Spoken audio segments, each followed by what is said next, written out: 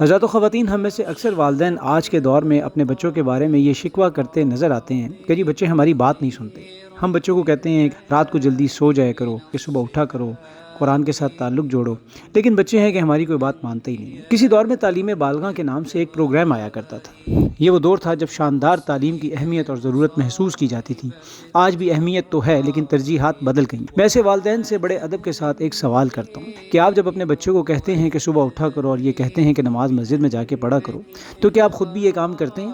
جب آپ اپنے بچوں کو کہتے ہیں کہ جھوٹ بولنا بری بات ہے، کیا آپ خود بھی اپنے کردار سے اس چیز کی گواہی دیتے ہیں؟ میری اس گفتگو کے پس منظر میں ایک بڑی قیمتی کتاب ہے۔ کتاب کا نام ہے اسلامی تاریخ کی قابل فخر شخصیات۔ اس کتاب کے تعلق سے مجھے آپ کو یہ باور کرانا ہرگز مقصود نہیں ہے کہ آپ امت کے شاندار ماضی میں کھوجیں، بلکہ اصل مطلوب تو یہ ہے کہ بھائی میرا آج کا کرنے کا کام کیا ہے۔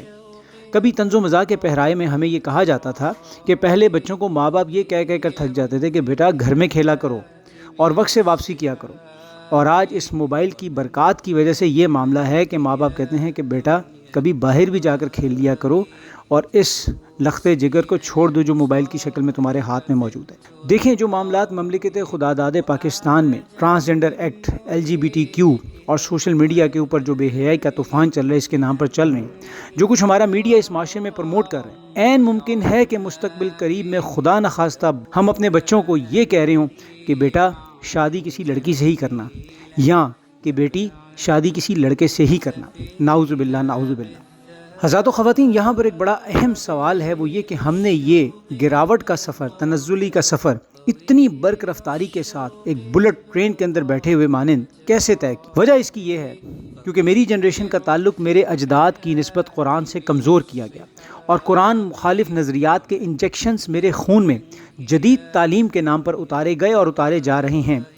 بھلے وہ ڈارون کی تھیوری تھی، آئنسٹائن کا نظریہ تھا، یا سیکولرزم تھا، یا قرآن کا جدید سائنس کے ساتھ نام نہاد قسم کا ایک ٹکراؤ پیدا کیا گیا تھا۔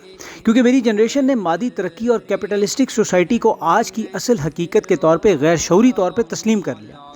اقبال رحمۃ اللہ علیہ نے ہمیں ایک صدی قبل ہی یہ احساس اپنی ایک نظم خطاب بجوان اسلام میں کچھ یوں پیش کیا تھا: کبھی اے نوجوان مسلم تدبر بھی کیا تو نے، وہ کیا گردوں تھا تو جس کا ہے ایک ٹوٹا ہوا تارا، تجھے اس قوم نے پالا ہے آغوش محبت میں، کچل ڈالا تھا جس نے پاؤں میں تاج سر دارا۔ غرض میں کیا کہوں تجھ سے کہ وہ صحرا نشیں کیا تھے، جہاں گیر و جہاں دار و جہاں بان و جہاں آرا۔ اگر چاہوں تو نقشہ کھینچ کے الفاظ میں رکھ دوں، مگر تیرے تخیل سے فزوں تر ہے وہ نظارہ۔ تجھے آباد سے اپنے کوئی نسبت ہو نہیں سکتی، کہ تو گفتار وہ کردار، تو ثابت وہ سیارہ۔ گوادی ہم نے جو اسلاف سے میراث پائی تھی، سریا سے زمیں پر آسمان نے ہم کو دے مارا۔ مگر وہ علم کے موتی کتابیں اپنے آبا کی، جو دیکھیں ان کو یورپ میں تو دل ہوتا ہے سی پارا۔ حضرات و خواتین، قرآن کی دعوت کے ساتھ جڑ جائیں اور یہ دعوت مسلک سے بالا تر ہو۔ عربی سیکھنے کی لگن رکھیں، قرآن کی تلاوت کا معمول بنائیں اور امت کی قابل فخر شخصیات کے بارے میں مطالعہ کریں جس سے ایمان کی آبیاری ہو۔ پھر اپنے بچوں کے لیے اس کو آسان بنا کر یہ ورثہ ان تک منتقل کر دیں۔ اللہ کی اربوں کھربوں رحمتیں نازل ہوں امت کے ہمدرد، قرآن کے دائی ڈاکٹر شاہ احمد اللہ رحمہ پر، جن کی محنت نے نہ صرف لوگوں کی زندگیوں کے اطوار تبدیل کیے، ان کے پیٹرن چینج کیے، بلکہ آج بھی یہ دعوت اس قرآن کی وجہ سے پھیل رہی ہے اور پھول رہی ہے۔ السلام علیکم ورحمۃ اللہ وبرکاتہ۔